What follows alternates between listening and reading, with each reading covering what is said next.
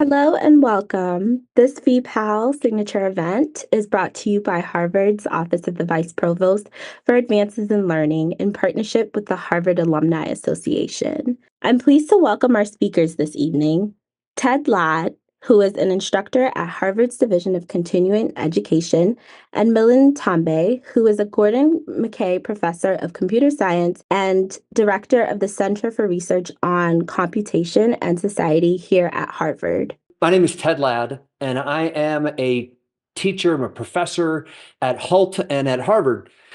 And what I want to talk about is a little bit different than Millen's talk. I want to talk about innovation writ large, primarily from the perspective of teaching and managing innovation. There are many different processes for innovation.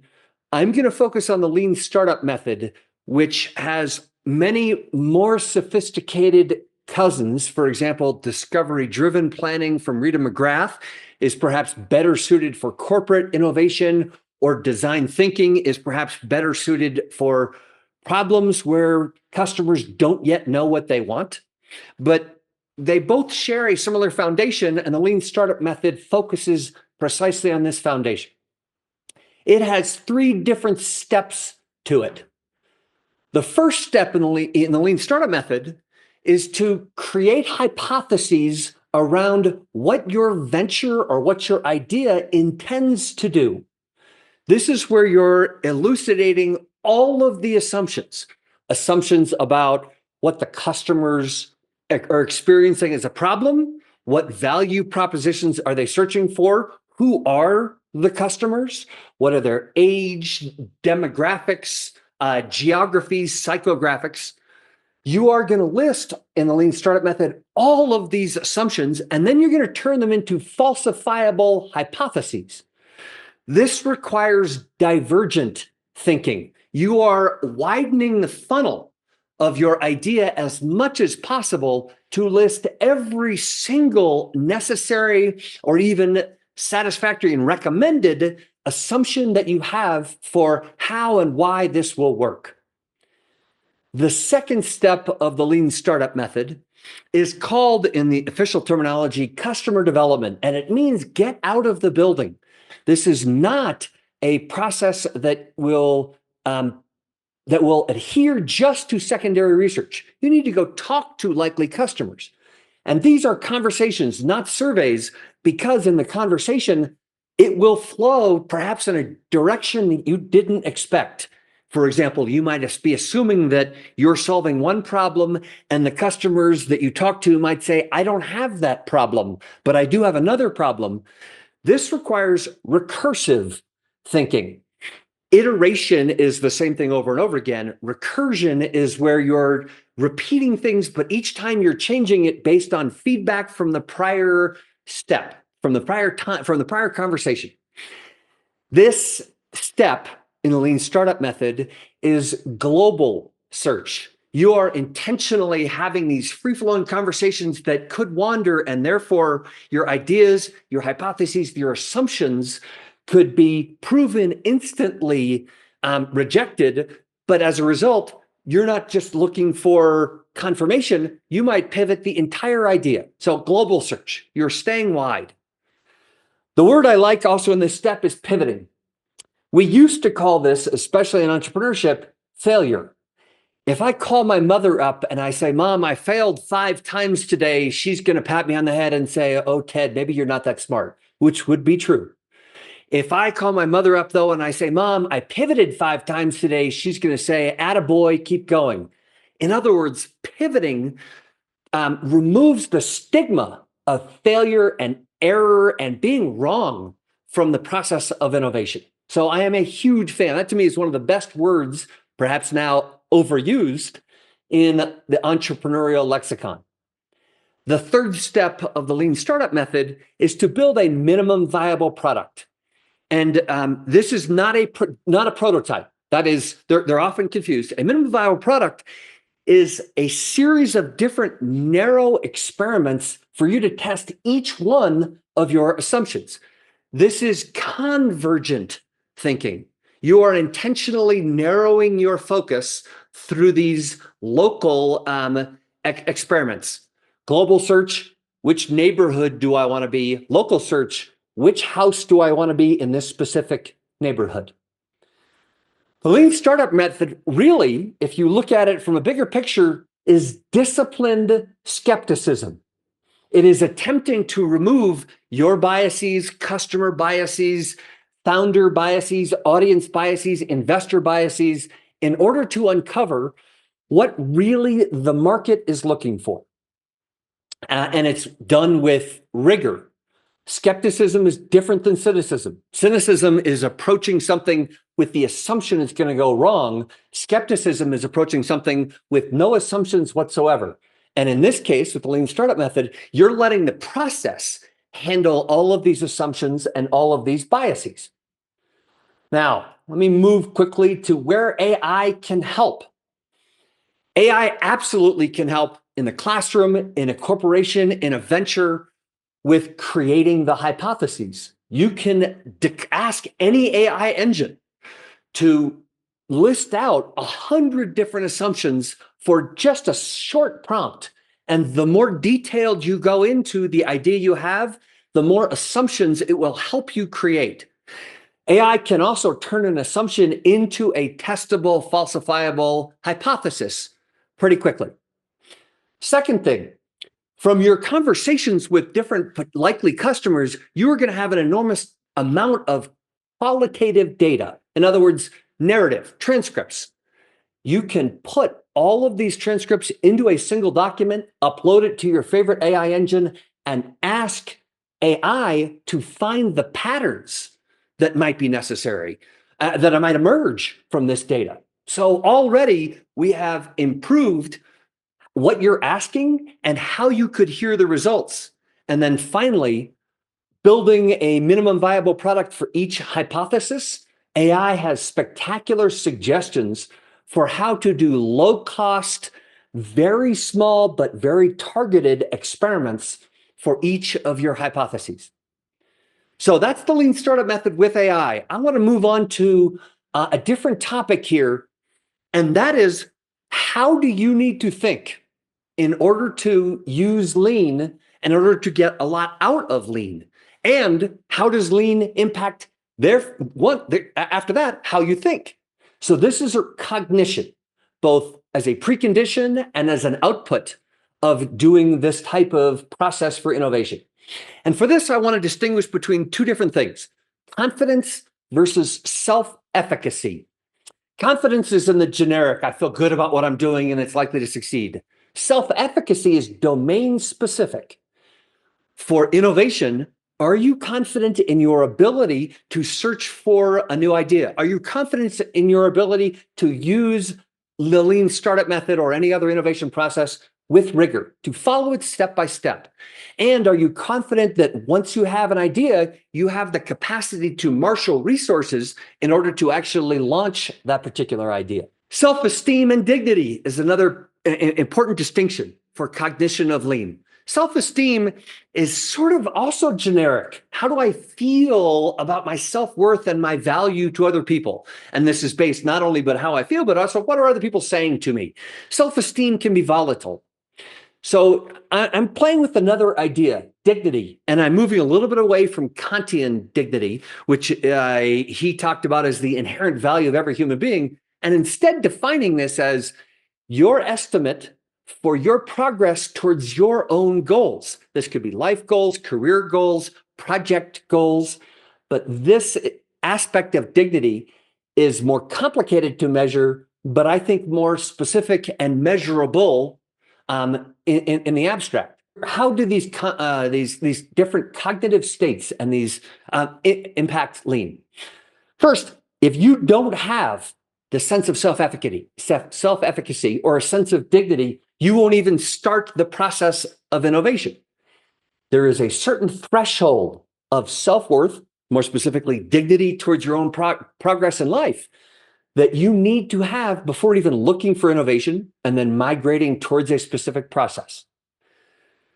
It's also a necessary condition. Self-efficacy and dignity are necessary preconditions for listing assumptions, especially those that might run counter to the epiphany that you had at midnight for how this is all going to unfold.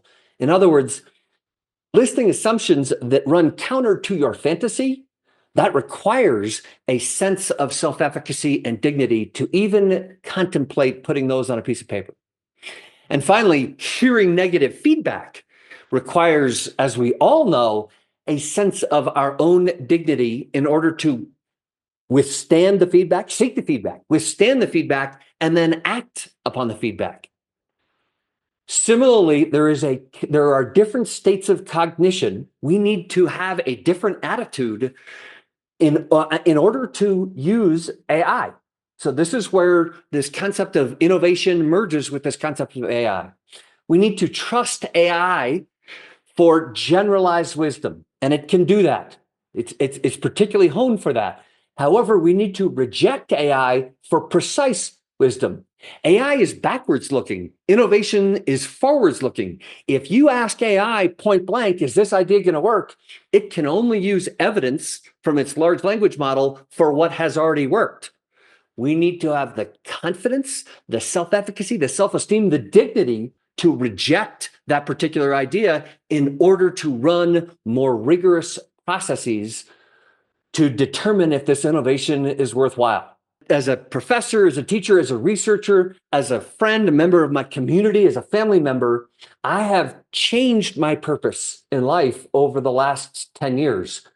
It's not just around innovation, but now I'm focused, and I hope that you are also focused as managers, as teachers, as researchers, as members of your community, to recognize that innovation processes do not stand alone. They require that the people who are practicing them have their own substantial sense of dignity, which means that my purpose in life, and hopefully I will convince you to embrace it and double down on it yourself, is grounded affirmation. How can you engineer instances with your team, with your students, so that you can ensure that you are putting them in positions to succeed so that you can give them an attaboy in order to build their own dignity? This is not a trophy for everybody. They need to surpass your expectations.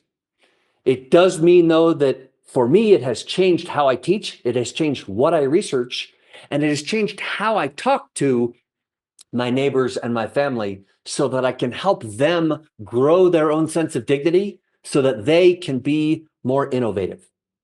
Thank you, Ted, for this wonderful presentation. Let me ask a couple of quick questions before we turn this over to the audience or start answering questions from the audience.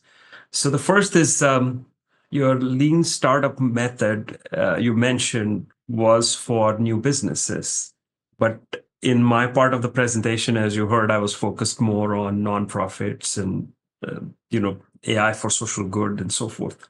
How might this lean apply for people who are not profit-driven entrepreneurs? So one of the beauties of lean is that it is a repackaging of the scientific method. This is Galileo and Copernicus. So this can apply to every new idea that you have, whether it's a nonprofit for social impact, whether it is a new way that you're going to manage your kids' bedtime. The lean method still works for all of these instances. Let me give you a quick, more subtle example. If you're an accountant in a major corporation and you think that there is a different way for you to perform your job, perhaps there's a different metric that would be important for executives. What are the assumptions you're making about what the executives want? What are the assumptions that you're making about the data that you have available and how fast it would take for you to compute this metric? Do those. Customer development. Go talk to the consumers of before you've built everything, before you have the metric, go talk to your consumers and say, what problems are you having with the information you're getting from the accounting department? That may lead you into interesting directions. And then finally, if you still have hypotheses that are confirmed that this metric you've designed, or whatever that has evolved into through your conversations, would be useful for the executives using your accounting reports, how do you construct very small experiments before you change the entire accounting system in order to ensure that your hypotheses about the value of what you're going to do remain relevant and true. So in other words, the lean startup method applies to almost everything we can do in our lives. It remains disciplined skepticism. Thank you. Thank you so much. I have a number of other questions. Maybe I'll ask one more and then we can turn this over. So, I mean, you talked about AI and you talked about human dignity. So how do you think AI has or will impact human dignity? In some instances, it has lowered human dignity. We are ceding some of our identity to something that is wiser, faster, more knowledgeable than we are. And I'm not just speaking from my own personal experience. I've seen lots of research that says that when different people interact with AI, they revel in its bounty. And the next question is, so what's my job now? What do we need me for? That is lowering people's sense of progress towards their life goal. Right? That can be harmful. The other piece, though, that I want to emphasize for AI is pretty good at persuasion. We've seen tests that show that psychoanalysts AI psychoanalysts can do better than human psychoanalysts in circumstances. What AI cannot yet do is authentically, with a whole body, listen, empathize, reflect, and reply. It can't do it. Now, maybe it someday will, but I still think that human connection remains the key recipe for building each other's sense of dignity. So it is this connection, Milan, that you and I are having right now and that we're having with people watching that is more important than if they ask the same question of tonight's topic to an AI engine. They can read all about it, but they can't connect with the data. They can't connect with us. They cannot grow their own sense of identity and possibility by reading something on a page. It's not a human connection. I worry that right now, humans are ceding control to AI too quickly. That we think that its general wisdom, as I said, is so vast that it overwhelms our wisdom. And so what I have, let me give you an example. There was another question in the chat, precise examples of AI, of accepting AI and rejecting AI for general and precise wisdom. So I teach, my primary area of expertise, both professionally and pedagogically, is on multi-sided platforms. How do you build the next to Uber or Airbnb? And partway through a class, I ask the students to, once we start using AI in order to flesh out assumptions, I ask them to put in a venture idea. You're in Nairobi, Kenya, and your multi-sided platform is going to connect people who have excess truck capacity, so local transport companies, or it could be somebody with their own car, with local farmers in order to get more produce to market faster and more cheaply. Please ask AI what you need to do in this circumstance. And AI gives you a really good plan for what you design, how you launch it. And then the next question I ask students to ask AI is, please ask the AI, what is the farmer's biggest problem? It turns out transportation isn't it. It also, what are the transporters' bigger problem? It turns out that spare capacity is not their biggest problem. They have many other issues that are more important for them to improve the efficacy and profitability of their business. In other words, by asking AI the wrong question, it's leading us down a path that confirms our own biases. It doesn't know our biases. We don't know our biases, but it is absolutely reinforcing a bad idea. This is even more hilarious if you ask multiple different AI engines these same questions, because Gemini, ChatGPT, Claude all come up with different answers for what you do for your platform business, or there are different priorities for these customers and these suppliers.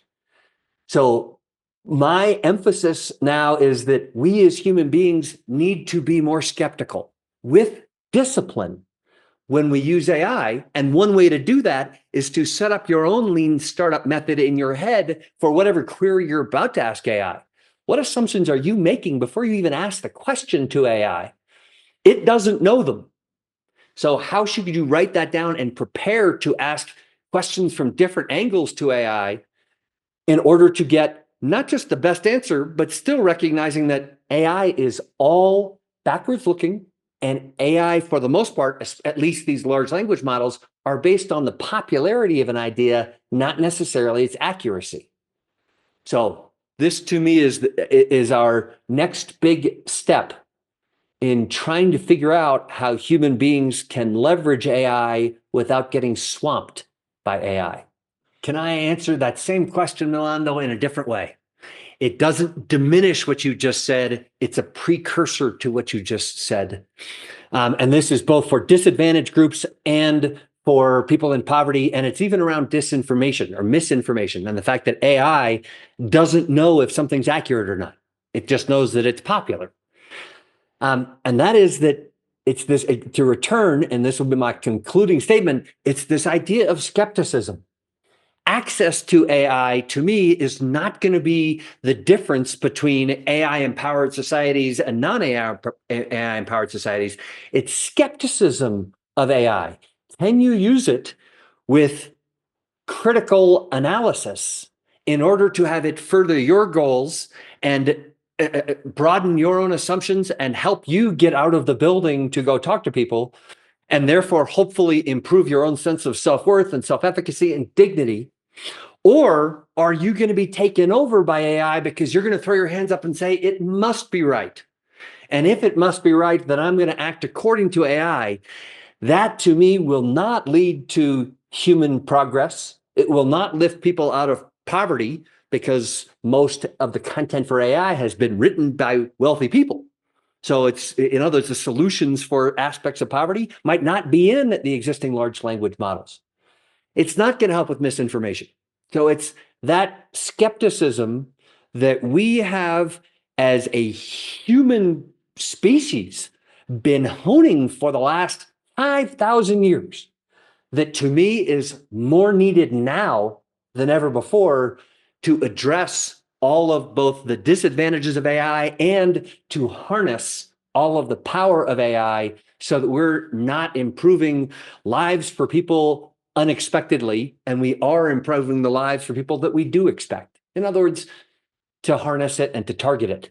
But let me end right now by thanking, on behalf of Millen and myself, Harvard University, the Vice Provost at Harvard for Advances in Learning, and the Harvard Initiative for Learning and Teaching. Let me bring Alicia back onto the stage to wrap us up. Thank you both. And thank you all for joining us tonight. We hope you'll join us for more signature events soon. Information on upcoming events, as well as recordings of past ones, can be found at vpal.harvard.edu/VPAL events. Thanks, everybody.